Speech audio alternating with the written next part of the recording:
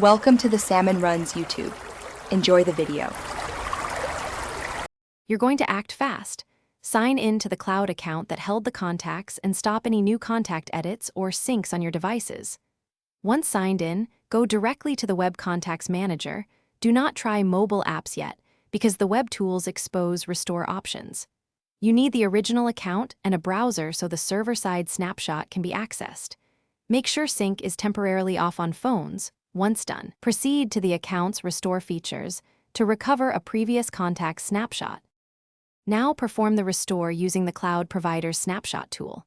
For Google, click Settings, then Undo Changes and pick the timestamp prior to deletion. Confirm and wait for the server to rebuild your contact set. For iCloud, go to Account Settings, Advanced, and choose Restore Contacts from an archived version. Pick the archive and restore. For Exchange or Office 365, use the recovery options in the Admin or Outlook web portal. These restores replace the server copy, so devices will sync the recovered list once reconnected. Finish by re-enabling sync on each device and forcing a manual contacts sync so the recovered entries download to phones and computers. Once you see the restored contacts, export a VCF backup and save it offline. This prevents repeat loss.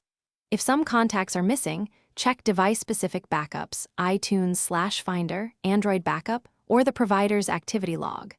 Troubleshooting tip: if the web restore didn't return results, contact the account provider support quickly.